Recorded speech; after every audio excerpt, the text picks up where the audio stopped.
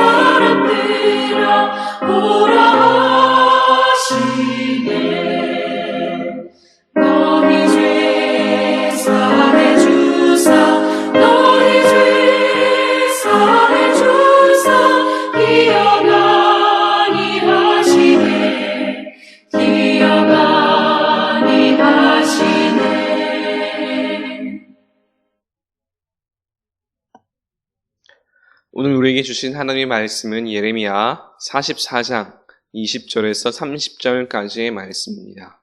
예레미야 44장 20절부터 30절까지의 말씀입니다. 생명의 삶은 10월 9일자의 말씀입니다. 저 여러분께서 한 절씩 교독하도록 하겠습니다. 예레미야가 남녀 모든 무리 곧 이 말로 대답하는 모든 백성에게 일러 이르되 너희 왕들과 구관들과 유다 땅 백성이 유다 성읍들과 예루살렘 거리에서 분향한 일을 여호와께서 기억하셨고 그의 마음에 떠오른 것이 아닌가. 여호와께서 너희 악행과 가증한 행위를 더 참을 수 없으셨으므로 너희 땅이 오늘과 같이 황폐하여 놀램과 저주거리가 되어 주민이 없게 되었나니 너희가 분향하여 여호와께 범죄하였으며 여호와의 목소리를 순종하지 아니하고 여호와의 율법과 법규와 여러 증거대로 행하지 아니하였으므로 이 재난이 오늘과 같이 너희에게 일어났느니라. 예레미야가 다시 모든 백성과 모든 여인에게 말하되 애굽 땅에서 사는 모든 유다 사람이여 여호와의 말씀을 들으라. 만군의 여호와 이스라엘의 하나님께서 이와 같이 말씀하시되 너희와 너희 아내들이 입으로 말하고 손으로 이르려 하여 이르기를 우리가 서원한 대로 반드시 이행하여 하늘의 여왕에게 분향하고 전제를 드리라 하였은즉 너희 서원을 성취하며 너희 서원을 이행하라 하시느니라.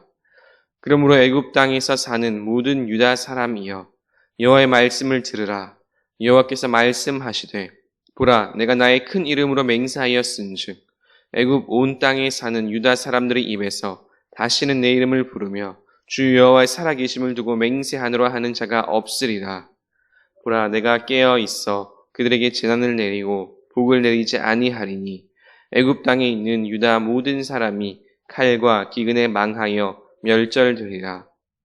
그런즉 칼을 피한 소수의 사람이 애굽 땅에서 나와 유다 땅으로 돌아오리니 애굽 땅에 들어가서 거기에 머물러 사는 유다의 모든 남은 자가 내 말과 그들의 말 가운데에서 누구의 말이 진리인지 알리라.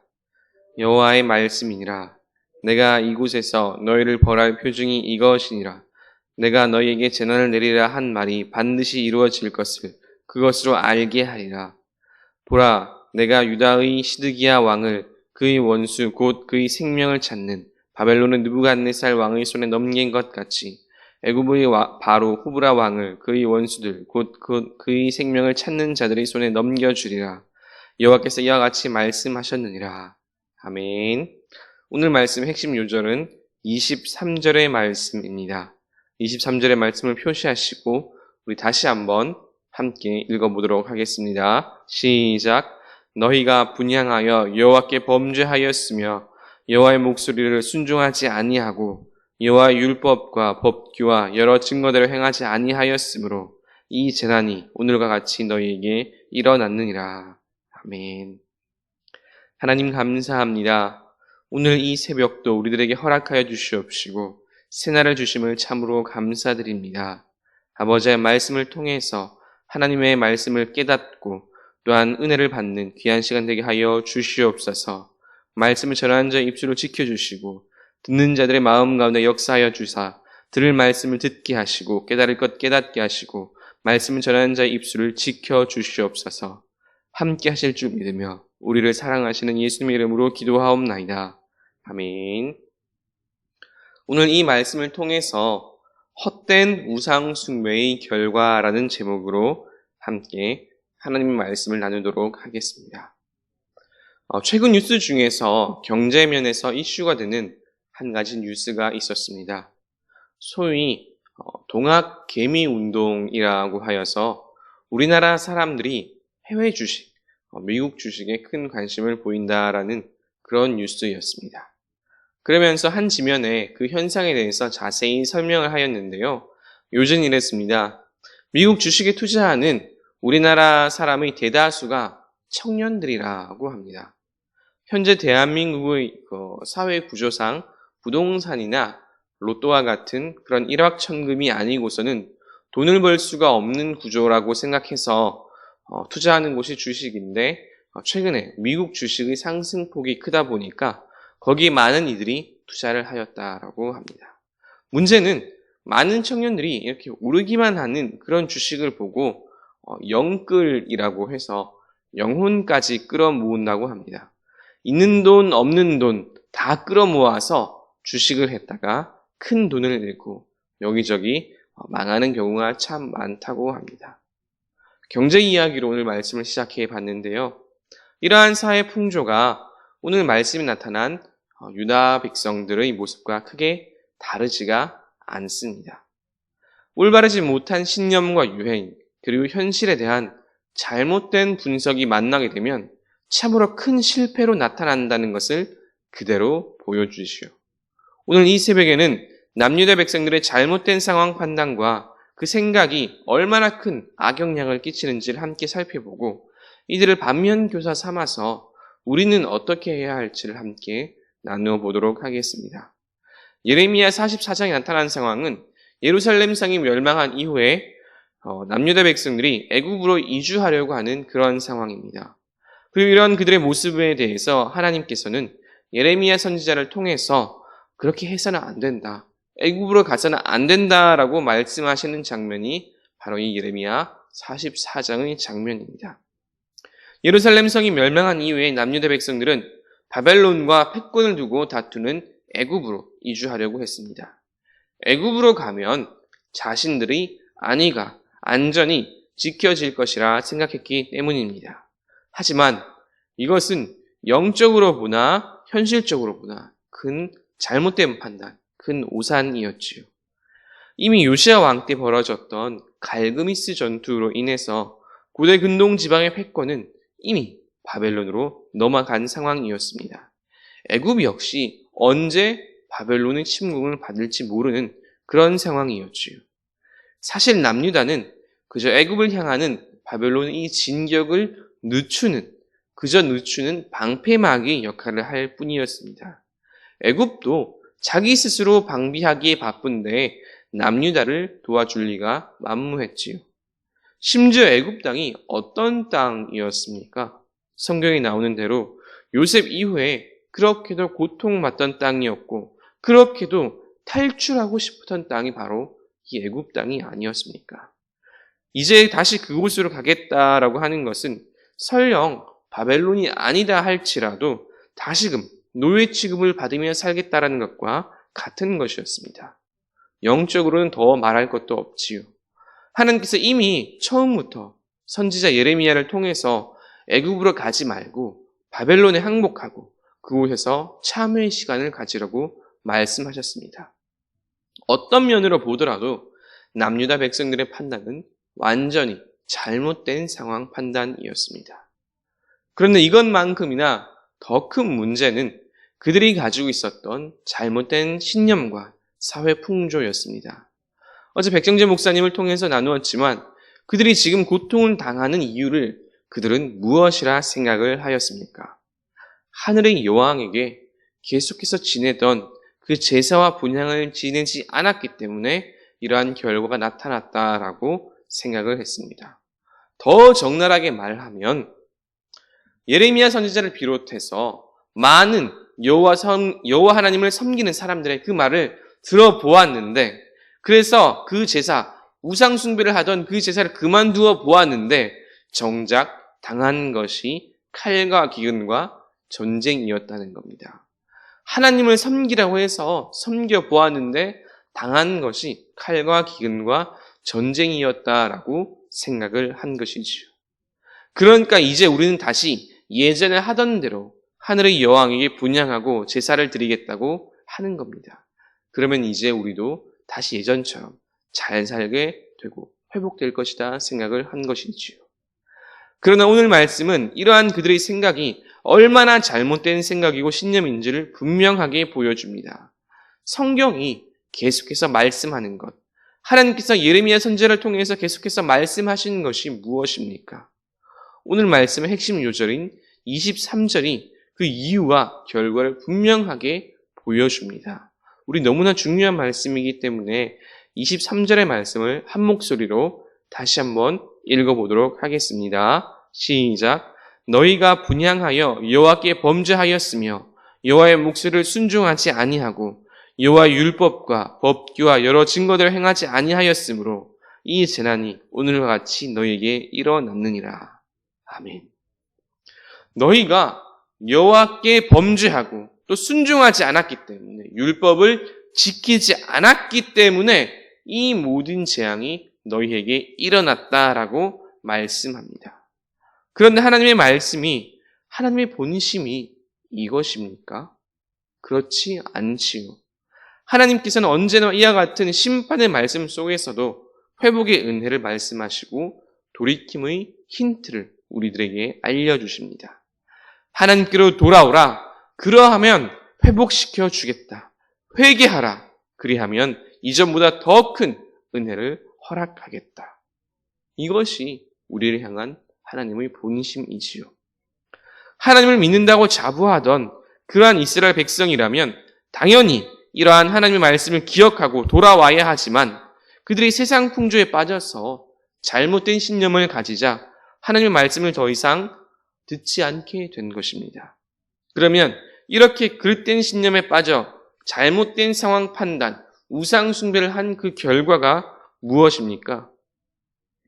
여러분 혹시 그러한 이야기 들어본 적 있습니까? 여기가 바닥인 줄 알았는데 그보다 더 아래가 있다라는 그런 말이요. 나는 지금 내가 당하는 게 최악이다라고 생각했는데 알고 보니 지금보다 더 나쁜 진짜 최악이 있다라는 거지요. 이스라엘의 상황이 딱 이러했습니다. 요시야 왕 이후에 왕들이 계속해서 바뀌어나가고 죽어나가고 수많은 백성들이 포로로 끌려가고 심지어 예루살렘 성과 나라가 망했습니다. 이보다 최악이 어디에 더 있을 수 있겠습니까? 그런데 오늘 말씀에서 하나님께서는 분명히 말씀하십니다. 이렇게 했는데도 너희가 돌아오지 않는다면 이보다 더 큰 재난과 고통을 너희가 당할 것이다 라고 말입니다. 26절 이하의 말씀을 보면 이제 유다인들 중에서 더 이상 하나님의 이름으로 말하는 자가 없게 하겠다 말씀하시고 재난을 내리고 애굽에 있는 모든 사람들이 칼과 기근에 망할 것이라고 말씀합니다. 심지어 그들이 믿고 의지했던 애굽의 왕조차도 그들로 인해서 심판받고 멸망받을 것이다 라고 말씀합니다. 돌아오길 바라는 마음에서 하는 징계가 아니라 이제는 정말 그야말로 오로지 심판만을 위한 심판이 너에게 있을 것이다 라고 하나님께서 말씀하시는 것입니다. 무섭지요. 그런데 우리가 이와 같은 무서움 속에서도 우리가 꼭 깨달아야 하는 것이 있습니다. 원래 이스라엘 향한 하나님의 진짜 마음입니다. 이처럼 심판과 고통이 하나님의 진짜 마음이었냐라는 것이요. 아니라는 겁니다. 아닙니다. 이스라엘 향한 하나님의 진짜 마음은 이스라엘 하나님을 잘 섬기고 그들이 복의 통로가 되어서 주변의 모든 나라들이 모범이 되고 하나님을 전하는 그런 나라가 되는 것이었습니다. 너희가 내 말을 잘 듣고 내 언약을 지키면 너희는 모든 민족 중에서 내 소유가 되겠고 너희가 내게 대하여 제사장 나라가 되며 거룩한 백성이 되리라. 이것이 원래 하나님의 마음이었습니다. 하지만 이스라엘이 계속해서 하나님 뜻을 벗어나고 하나님의 정말 끊임없는 기다림에도 돌아오지 않자 그들이 결국 당한 것은 심판과 멸망, 고통과 저주였습니다. 이것이 헛된 우상숭배의 결과이자 그 비참한 마지막이지요. 오늘 말씀을 묵상하면서 우리나라의 현실을 생각하지 않을 수가 없었습니다. 우리나라의 지금 모습, 나아가 전 세계의 풍조와 사상들, 과연 하나님께서 원하시는 모습일까요? 원하시는 모습은커녕 하나님께서 말씀하신 것과는 정반대의 길을 가고 있지는 않습니까? 그리고 말합니다.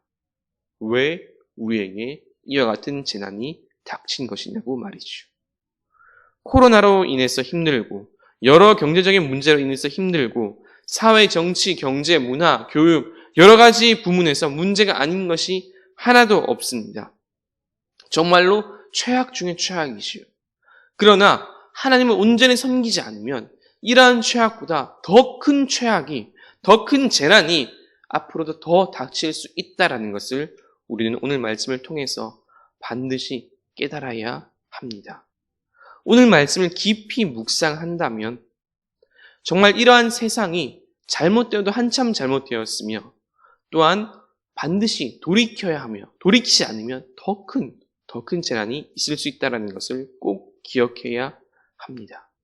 코로나뿐만이 아니지요. 돈이 최고인 세상, 서로 싸우고 경쟁하고 갈등하는 세상, 처음에 이야기했던 대로 일확천금이 아니고서는 도무지 희망이 보이지 않는 세상. 이러한 세상이지만 이보다 더 나쁜 것이 없어 보이는 오늘의 현실이지만 그러나 지금이라도 돌이켜야 하는 것입니다. 지금 돌이키지 않는다면, 회개하지 않는다면 지금보다 더 무서운, 더 나쁜 현실, 그런 현실을 맞을 수 있는 것입니다. 유다 백성들이 그러했던 것처럼 말이죠. 우리가 계속해서 하나님이 아닌 다른 것에 마음을 두고 돈을 섬기면 자신의 욕심과 욕망을 섬기며 살아간다면 하나님은 오랜 기다림에도 결국에는 끝이 나고 지금보다 더 힘들고 어려운 현실을 맞이할 수가 있습니다. 정말로 무서운 것입니다. 사랑하는 성도 여러분, 우리는 이 엄중한 말씀을 두렵고 떨림으로 받아야 합니다. 이것이 단순히 이스라엘 이야기가 아니라 오늘 내가 살아가는 현실의 이야기임을 정말로 깨달을 수 있어야 합니다. 그래서 그들이 맞이했던 그 비참한 현실이 아니라 하나님께서 원하셨던 더 나은 내일, 더 복된 내일을 맞이하시는 저와 여러분 되시기를 주님의 이름으로 축복합니다. 그러면 하나님께서 진짜 원하셨던 모습은 어떤 모습일까요? 또 우리가 회복해야 할 모습은 어떤 모습일까요? 그것은 순종입니다. 사실 성경의 메시지는 그리 새로울 것이 없지요. 언제 들어도 늘 듣던 이야기라고 생각할 수도 있습니다. 무엇입니까? 하나님의 말씀에 순종하라라는 것입니다. 하나님께 순종하라. 이 간결한 문장을 두꺼운 성경으로 풀어 썼다 해도 과언이 아닙니다.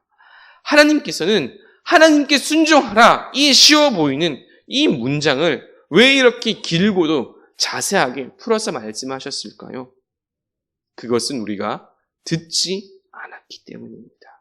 한 번 말씀하시고 두 번 말씀하시고 여러 번 말씀하셨지만 우리가 듣지 않았기에 계속해서 말씀하셨던 역사의 그 기록이 바로 이 성경입니다. 하나님의 말씀, 하나님의 마음이 얼마나 답답하였을까요? 안타까웠을까요? 여러분, 제가 어릴 때의 이야기입니다. 제가 이런저런 잘못을 하면 어머니께서 꼭 저한테 하시던 말씀이 있어요. 귀희야, 제발 한 번 말하면 좀 알아들어라. 왜 계속 똑같은 말을 반복하게 하냐? 어쩌면 저희 부모님 말고도 자녀를 키우는 여러 부모님의 마음인지도 모르겠습니다. 한 번 말을 알아들으면 얼마나 좋을까요? 하지만 이스라엘은 그렇지 않았기에 하나님께서는 이 쉬운 문장, 돌아오라, 순종하라 라는 말씀을 계속해서 하신 것입니다. 우리도 마찬가지이죠. 하나님은 오늘도 우리에게 말씀하십니다. 진실로 우리에게 복 주시기를 원하십니다. 하나님의 말씀에 순종하라. 지금이 죄악을 버리고 하나님께로 돌아올 때이다. 계속해서 우리들에게 말씀하시죠. 하나님의 말씀에 순종하고 하나님께로 돌아올 때에 진정한 복이 임하는 줄로 믿으시길 바랍니다. 진실로 그렇습니다. 성경은 계속해서 우리들에게 말씀합니다. 하나님이 그들에게 복을 주시며 하나님이 그들에게 이르시되 생육하고 번성하여 땅에 충만하라, 땅을 정복하라, 바다의 물고기와 하늘의 새와 땅에 움직이는 모든 생물을 다스리라 하시니라. 아멘.